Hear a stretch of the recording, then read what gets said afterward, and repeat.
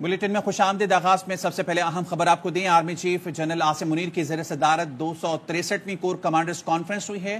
پاکستان کو غیر مستحکم کرنے والوں سے طاقت سے نمٹیں گے۔ شرکاء کا عزم، عام انتخابات میں الیکشن کمیشن کو محفوظ ماحول فراہم کرنے پر فورسز کو صلاح کیا۔ مزید کیا تفصیلات ہیں لئیق الرحمان سے جانتے ہیں۔ جی لئیق۔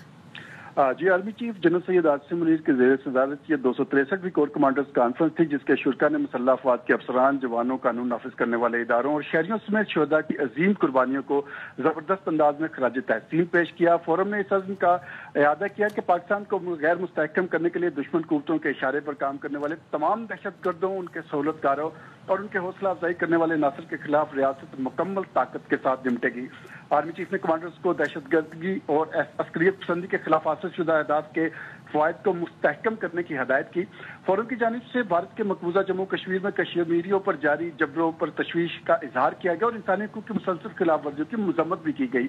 فورم نے اس بات کا اعادہ کیا کہ پاکستان اپنے کشمیری بہن بھائیوں کی سیاسی، سفارتی اور اخلاقی حمایت ہر سطح پر جاری رکھے گا۔ فورم کی جانب سے فلسطینی عوام کے ساتھ مکمل اظہار یکجہتی اور غزہ میں جاری انسانی حقوق کی سنگین خلاف ورزی اور جنگی جرائم کی بھی مذمت کی گئی۔ آرمی چیف کا کہنا تھا کہ فلسطینی عوام کو پاکستانی قوم کی مکمل سفارتی، اخلاقی اور سیاسی حمایت حاصل ہے۔ عام انتخابات میں الیکشن کمیشن آف پاکستان کے مینڈیٹ کے مطابق تمام تر مشکلات کے باوجود محفوظ ماحول مہیا کرنے پر فورم نے سول انتظامیہ، قانون نافذ کرنے والے اداروں اور سیکورٹی فورسز کی کوششوں کو سراہا اور اس بات کا اظہار کیا کہ فوج نے دیے گئے مینڈیٹ کے مطابق عام انتخابات کے انعقاد کے لیے عوام کو محفوظ ماحول فراہم کیا۔ اس سے زیادہ افواج پاکستان کا انتخابی عمل سے کوئی تعلق نہیں۔ فورم نے اس بات پر تشویش کا اظہار کیا کہ کچھ مخصوص مگر محدود سیاسی عناصر سوشل میڈیا اور میڈیا کے کچھ سیگمنٹس کی طرف سے مداخلت کے غیر مصدقہ الزامات کے ساتھ پاکستان کی مسلح افواج کو بدنام کر رہے ہیں، جو انتہائی قابل مذمت ہے۔ فورم نے اس بات پر زور دیا کہ غیر آئینی اور بے بنیاد سیاسی بیان بازی اور جذباتی اشتعال انگیزی کا سہارا لینے کے بجائے ثبوت کے ساتھ مناسب قانونی عمل کی پیروی کی جائے۔ فورم نے مرکز اور صوبوں میں اقتدار کی جمہوری انداز میں منتقلی پر بھی اطمینان کا اظہار کیا اور امید ظاہر کی کہ انتخابات کے بعد کا ماحول پاکستان میں سیاسی اور معاشی استحکام لائے گا، جس کے نتیجے میں امن اور خوشحالی آئے گی۔ فورم نے اس بات کا اعادہ کیا کہ اصلی قیادت چیلنجز اور خطرات سے پوری طرح باخبر ہے اور پاکستان کے عوام کی حمایت کے ساتھ اپنی آئینی ذمہ داریوں کو نبھانے کے لیے بھی پرعزم ہے۔ وزیر اعظم پاکستان کے عزم کے مطابق فورم نے اعادہ کیا کہ 9 مئی کے منصوبہ سازوں، اشتعال دلانے والوں، حوصلہ افزائی کرنے والوں اور شہداء کی یادگاروں کی بے حرمتی کرنے والوں اور فوجی تنصیبات پر حملہ کرنے والوں کو یقینی طور پر قانون اور آئین کے متعلقہ دفعات کے تحت انصاف کے کٹہرے میں لایا جائے گا۔ میں مسخ شدہ ابہام اور غلط معلومات پھیلانے کی بدنیتی پر مبنی کوششیں بالکل بے سود ہیں، جو صرف مضمون سیاسی مفادات کے حصول کے لیے منظم مہم کا حصہ ہیں، تاکہ 9 مئی کی گناؤنی سرگرمیوں پر پردہ ڈالا جا سکے۔ فورم نے بعض مذموم عناصر کی جانب سے معاشرے میں مایوسی اور تقسیم ڈالنے کے لیے پھیلائی جانے والی منظم، جھوٹی اور جعلی خبروں پر تشویش کا اظہار کیا۔ شرکاء نے اس بات کا اعادہ کیا کہ پاک فوج پائیدار استحکام، خوشحالی اور سلامتی کے سفر میں قوم کا دفاع اور خدمت ہر ممکن طریقے سے جاری رکھے گی۔ آرمی چیف نے فیلڈ کمانڈرز کو آپریشن کے دوران پیشہ ورانہ مہارت، آپریشنل تیاری اور حوصلہ افزائی کے اعلیٰ معیار کو برقرار رکھنے اور فارمیشنوں کی تربیت کے دوران بہترین کارکردگی حصول پر۔ ٹھیک ہے، لائک ساتھ ہی رہے گا۔ ماہر امور قومی سلامتی سید محمد علی صاحب نے اس وقت میں جوائن کیا۔ بہت شکریہ سر آپ کے وقت کا۔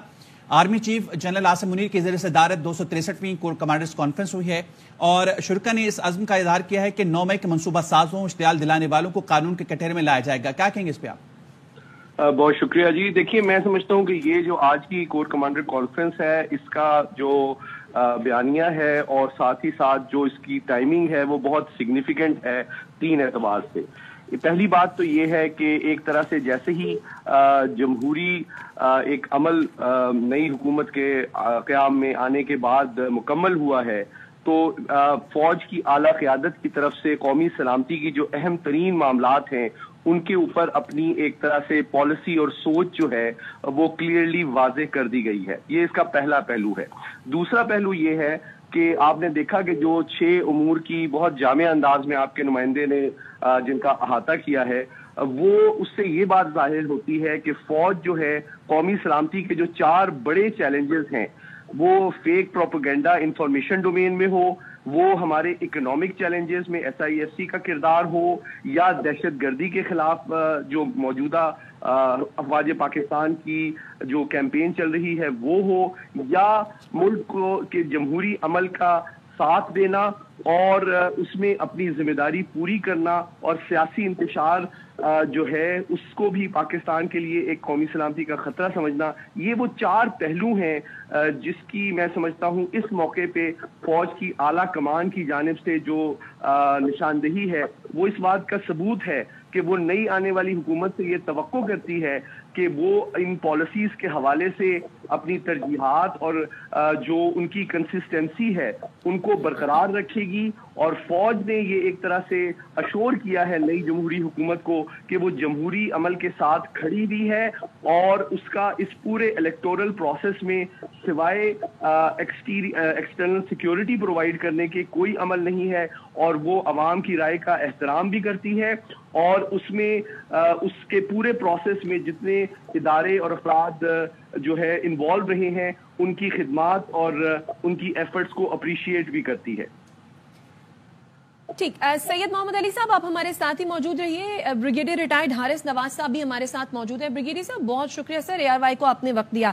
کور کمانڈر کانفرنس میں ایک تو عام انتخابات میں محفوظ ماحول فراہم کرنے کو سراہا گیا، لیکن یہ بات بھی بڑی کلیئرلی کہہ دی گئی کہ مسلح افواج کا سیکیورٹی کے علاوہ انتخابی عمل سے کوئی تعلق نہیں تھا۔ بالکل، چیف آرمی اسٹاف اور کور کمانڈر نے یہ بات بالکل کی ہے۔ ہمارا مینڈیٹ ہی یہی تھا چیف الیکشن کمیشن کی، ہم نے پیسفل سیکیور جو ہے وہ الیکشن انشور کرنے تھے، اور وہ ہم نے بہت احسن طریقے سے کیے ہیں۔ میں نگراں وزیر داخلہ سندھ میں تھا، ہمیں پتہ کہ ہم نے کتنے اچھے طریقے سے نہ کوئی مرڈر ہوا، نہ کوئی جھگڑا ہوا، نہ کوئی لڑائی، نہ کوئی فائرنگ ہوئی، بہت ہی اچھے طریقے سے پاکستان میں مسلح افواج نے الیکشن کنڈکٹ کیے ہیں۔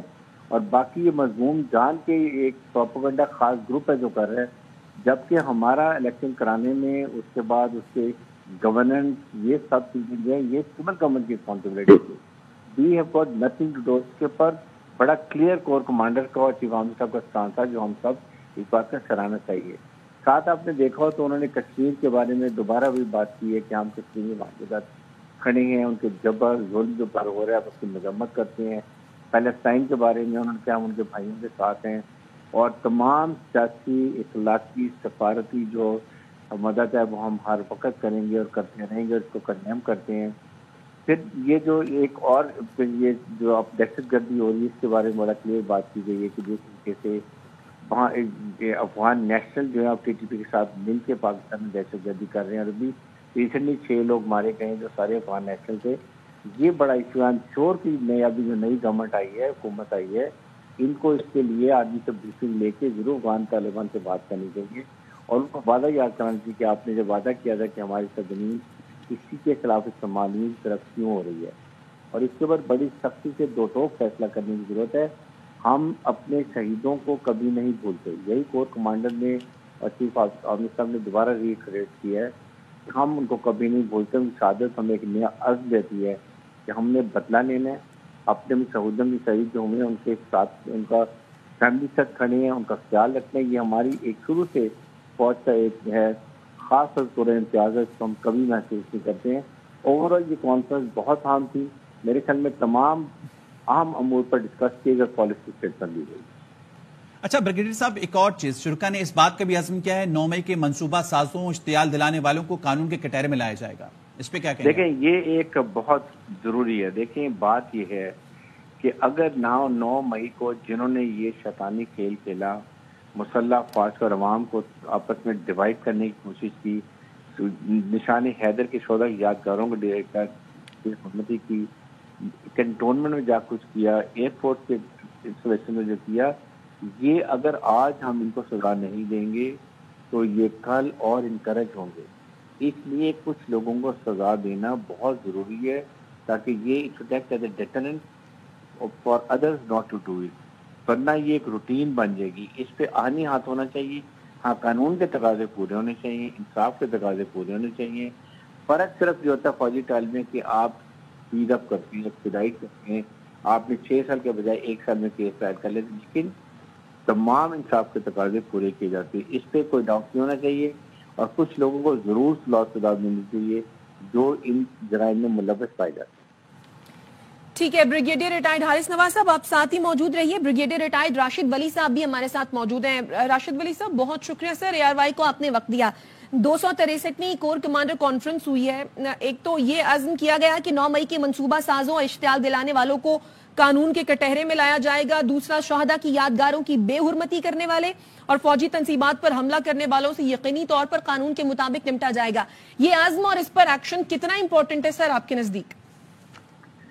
ये बहुत इम्पोर्टेंट है, क्योंकि यही वार्प एंड वूफ ऑफ जो इंटेग्रिटी है, कॉर्पोरेटशिप है और जो एक जज्बा है जिससे फौजें लड़ती है, ये इन्हीं चीज़ों पे डिपेंड करता है। अगर शहदा के खून जो कॉन्सिक्रेटेड होता है, अगर उसकी तौहीन की जाए, तो मेरा नहीं ख्याल कि किसी भी ऐसी जो ऑर्गेनाइजेशन है उसमें सवाए तशरीफ के कोई और चीज़ होगी।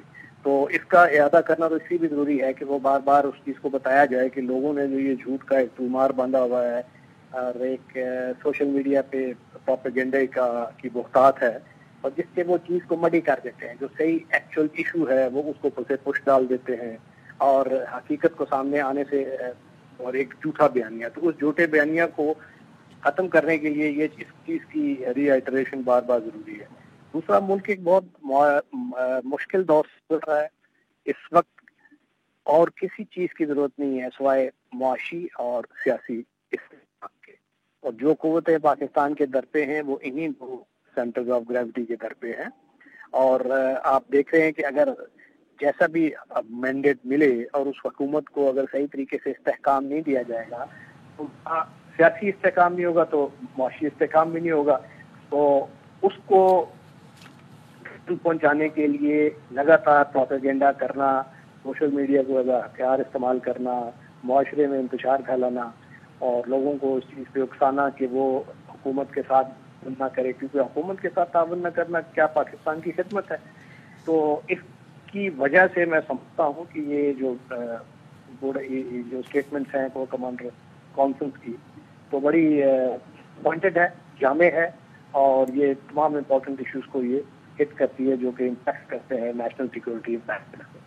ठीक है, हमारे साथ ही रहिएगा। हमें ज्वाइन किया है तज़कियाकार कमर चीमा साहब ने। बहुत शुक्रिया सर आपके वक्त का। Army chief general Asim Munir की ज़रिए सदारत 263वीं कोर कमांडर्स कॉन्फ्रेंस हुई है।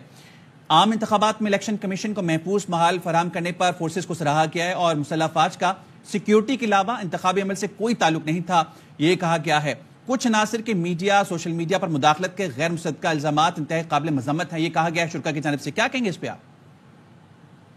बहुत शुक्रिया जी। देखिए, इस बात में तो कोई शक नहीं है, जिसमें तमाम पॉलिटिकल एक्टर्स भी ये कहते हैं कि मुल्क के अंदर फौज के आने के बाद ही जब फौज को रिक्वेस्ट की गई कि वो आर्टिकल 245 के तहत जो सिविलियन अथॉरिटीज को सपोर्ट करें और सिक्योरिटी के फराइज अंजाम दें, वो भी इलेक्शन जहां पे हो रहा है उसके बाहर, तो मैं समझता हूँ उसकी वजह से ही इलेक्शन साफ और शफाफ हुआ और उनका काम सिर्फ और सिर्फ जो है वो सिक्योरिटी प्रोवाइड करना था और इंटरनल प्रोसेस में उनका कोई शमूलियत नहीं थी। एक बात तो जारी है और इसको तमाम पॉलिटिकल पार्टीज ये बार बार ये कह चुकी हैं कि इस वजह से ही वरना अदरवाइज जिस तरह पुलिस पोलिटिसाइज्ड है मसले होते।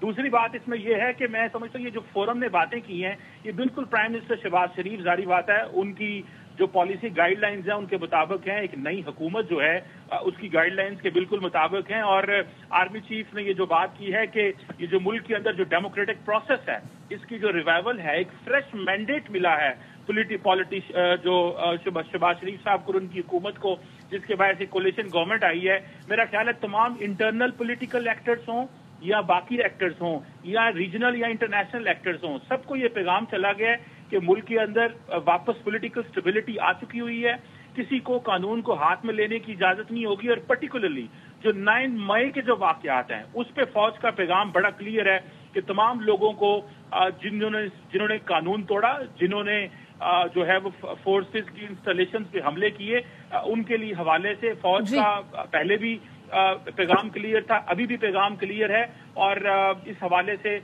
मेरा ख्याल है हमें पता होना चाहिए कि किसी को कानून को हाथ में लेने की इजाजत नहीं होगी एंड अबव ऑल किसी को ये इजाजत नहीं है कि वो सोशल मीडिया और मीडिया के जरिए अवाम की उम्मीदों तोड़ने की कोशिश करे, अवाम में मायूसी जो है वो डालने की कोशिश करे और ये अवाम को बताए कि ये हुकूमत नहीं चलेगी। मैं समझता हूँ हुकूमत ने जब तब्दील होना है तो पार्लियामेंट के जरिए से तब्दील होना है, عوام کی امیدوں کے ساتھ نہ کھیلیں، عوام کو سپورٹ کریں.